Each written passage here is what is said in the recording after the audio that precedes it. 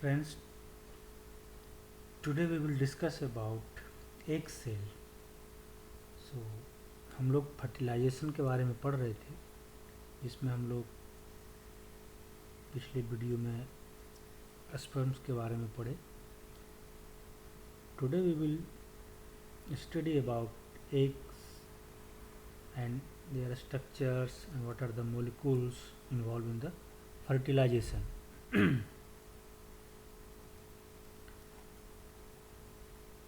So we can see here an egg cell where this is a plasma membrane and the outer layer is known as extracellular matrix. From outer layer just from this plasma layer, and another layer is known as egg jelly, और जो extra cellular matrix है ये एक sperm का जो recognition होता है इसमें हेल्प करता है, जबकि एग जेली जो है वो बहुत सारे स्पेसीज के एग में प्रेजेंट होते हैं, बट बहुत सारे स्पेसीज के एग में या एग के आउटर मैट्रिक्स में नहीं भी हो सकता है, बट ज़्यादातर के स्पेसीज के केस में एग जेली पाया जाता है. एग जेली जनरली इसमें ग्लाइकोप्रोटीन्स पाए जाते हैं और ये एक्टिवेशन और एट्रैक्शन ऑफ स्पर्म दोनों में ये हेल्प कर सकता है. और ये जो प्लाज्मा मेम्ब्रेन है एग का, ये स्पर्म के सेल मेम्ब्रेन से फ्यूज करने में कैपेबल होता है. They can regulate the flow of certain ions during fertilization. Now coming to extracellular matrix. These extracellular matrix वो वर्टिब्रेट्स में या मेमल्स में उसका ऑर्गेनाइजेशन अलग होगा और इनवर्टिब्रेट में वो अलग होगा. इनवर्टिब्रेट में हम लोग we call it vitelline envelope, और ये बहुत सारे ग्लाइकोप्रोटीन्स का बना होता है and it is very essential for species specific sperm binding. ये स्पेसिफिसिटी प्रोवाइड करता है कि जो एग है वो उसी के स्पेसीज के स्पर्म से बाइंड करे. और इनवर्टिब्रेट्स में ये एक सेपरेट लेयर नहीं होता है. जैसे वर्टिब्रेट के केस में जो एक्सटर्नल मैट्रिक्स है उसका एक थिक लेयर और एक सेपरेट लेयर होता है सेल मेम्ब्रेन से अलग, बट इनवर्टिब्रेट्स में ये यहाँ का इसका जो विटिलाइन इन्वेलप है, इसका जो ग्लाइकोप्रोटीन्स है वो एम्बेडेड होता है या वो इंटरमिक्स होता है. जो सेल मेम्ब्रेन का जो ग्लाइकोप्रोटीन्स हैं और ये जो ग्रीन कलर में जो विटिलाइन का ग्लाइकोप्रोटीन्स हैं ये एक दूसरे से मिक्स होते हैं or we can say that these glycoprotein of the cell membrane are embedded in the this vitelline envelope. So यहाँ पर विटेलाइन इन्वेलप जो है वो एक separate layer from the plasma membrane नहीं बनाता है।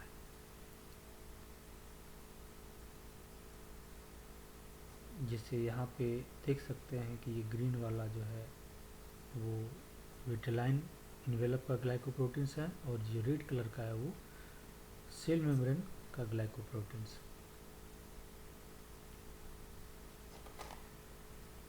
अब अगर हम लोग वर्टिब्रेट और मैमल्स का एक्स्ट्रा सेलुलर मैट्रिक्स की बात करें तो यहाँ पर जो एक्स्ट्रा सेलुलर मैट्रिक्स होता है वो सेपरेट होता है। ये भी ग्लाइकोप्रोटीन ही का ही बना होता है and this is a thick glycoprotein matrix. यहाँ पे अगर हम देखें तो this is a cell membrane of egg और ये जो रेड कलर का है ये ग्लाइकोप्रोटीन्स हैं सेल मेम्ब्रेन से जो अटैच्ड होते हैं और इसके बाहर एक लेयर है ग्रीन कलर का जो कि मैंने यहाँ पे दिखाया है। ये भी एक ग्लाइकोप्रोटीन्स का ही बना होता है बट इसका एक सेपरेट लेयर यहाँ पे आपको देख सकते हैं। एक थिक लेयर है ग्लाइकोप्रोटीन्स का एक्सटर्नल जो मैट्रिक्स है। यहाँ पे हम लोग इसको नाम देते हैं जोना एलुसिडा और इसके बाहर एक लेयर होता है सेल्स का जो ओवेरियन फॉलिकुलर सेल्स होते हैं। ये सारी जो सेल्स आपका बना हुआ है इसका एक लेयर होता है जिसको हम लोग बोलते हैं क्यूमुलस, लेकिन जोना पेलुसिडा के जस्ट एडजेसेंट सटा हुआ एक लेयर है थिन लेयर ऑफ जिस ओवेरियन फॉलिकुलर सेल्स का। इस थिन लेयर को हम लोग यहाँ पे नाम देते हैं कोरोना रेडिएटा। यहाँ पे हम लोग इसका नाम देते हैं कोरोना रेडिएटा।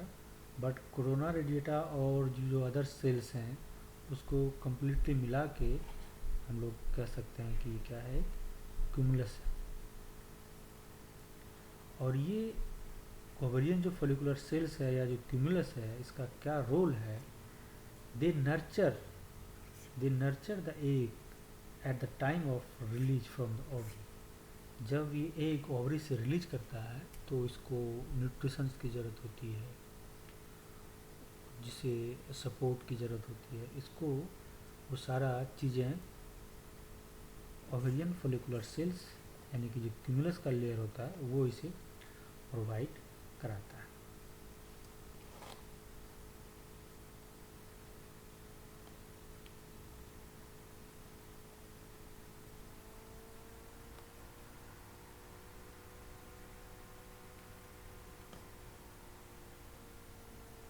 नाउ हम लोग बात करेंगे inside the egg cell there are several cortical granules पाए जाते हैं। एक सेल के अंदर जो रेड कलर का आप देख रहे हैं these are the cortical granules जो कि एक थिक जेली लाइक साइटोप्लाज्म होता है उसमें ये ही प्रेजेंट होता है कॉर्टिकल ग्रेन्यूल्स, जो कि इसके अंदर बहुत सारे प्रोटियोलाइटिक एंजाइम्स होते हैं एंड अदर मॉलिक्यूल्स होते हैं जो कि फर्टिलाइजेशन में कहीं न कहीं एक अपना रोल प्ले करता है। और ये जो कॉर्टिकल ग्रेन्यूल्स होते हैं ये एक्रोजोमल वेसिकल ऑफ स्पर ये उसका होमोलोगस होता है। ये भी गोल्गी बॉडी से डिराइव्ड माना जाता है और ये भी बहुत सारे डाइजेस्टिव एंजाइम्स और प्रोटियोलाइटिक एंजाइम्स कंटेन करता है जो कि किस में मदद करता है बहुत सारे स्पर्म इंट्री को, यानी कि मल्टीपल स्पर्म इंट्री को अ, रोकता है। यहाँ पे अगर हम एक सेल को फिर से अगर देखें तो यहाँ पे ये जो ब्लू कलर का एक लेयर है, ये आपका जोना पेलिचुडा हो गया, और ये एक छोटा सा पोलर बॉडी सेल देख सकते हैं जो कि प्रोड्यूस होता है ड्यूरिंग द मियोसिस, और जो कि ये जोना पेलिचुडा लेयर के अंदर ही ये पाया जाता है। बाहर का जो लेयर है, जो हम लोगों ने डिस्कस कर चुका है कि ये एक पतला सा लेयर होता है just adjacent to the zona pellucida, is known as corona radiata.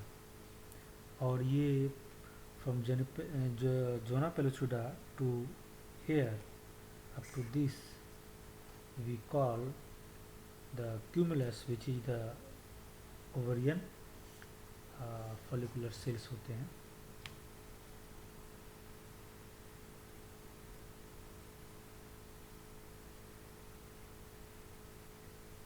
अब हम लोग देखेंगे कि जो एग है उसके अंदर की जो स्ट्रक्चर है, या उसके अंदर जो कुछ ग्रैन्यूल्स हैं, मॉलिक्यूल्स हैं, वो किस तरह से सेल में प्रेजेंट है और क्या उसका रोल है।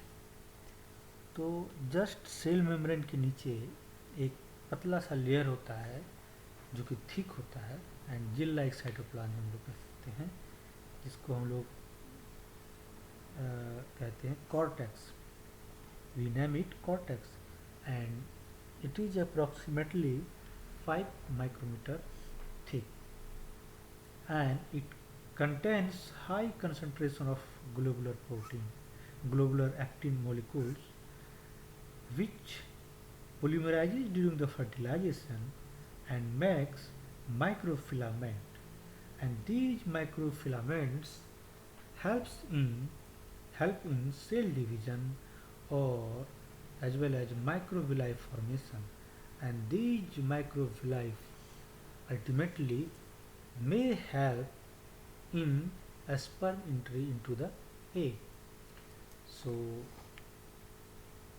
ये जो कॉर्टेक्स है इसमें बहुत सारे ग्लोबुलर एक्टिन मोलिक्यूल्स पाए जाते हैं जो फर्टिलाइजेशन के दौरान पोलीमराइज करते हैं और ये माइक्रोफिलामेंट बनाते हैं जो कि सेल डिवीजन में मदद कर सकता है और माइक्रोविलाई फॉर्मेशन में भी मदद करता है। और ये माइक्रोविलाई में हेल्प इन स्पर्म एंट्री, मतलब स्पर्म का जो एंट्री है एग में, उसमें ये मदद कर सकता है। तो हम लोगों ने देखा कि कॉर्टेक्स में क्या पाए जाते हैं, और इसके कॉर्टेक्स के अंदर कॉर्टिकल ग्रेन्यूल्स भी पाए जाते हैं, जो कि हम लोग पहले भी डिस्कस किए हैं कॉर्टिकल ग्रेन्यूल्स के बारे में। बट ये जस्ट सेल मेम्ब्रेन का अंदर में जो एक लेयर है कॉर्टेक्स, उसमें ये कॉर्टिकल ग्रेन्यूल्स होते हैं, और ये मेम्ब्रेन बाउंड है, और ये डिराइव्ड कहाँ से होता है, गोल्जी बॉडी से। और सी अर्चिन के एग में इसका जो नंबर है वो अप्रॉक्सीमेटली कितना है, 15,000 नंबर, जबकि स्पर्म में ये सिंगल होता है।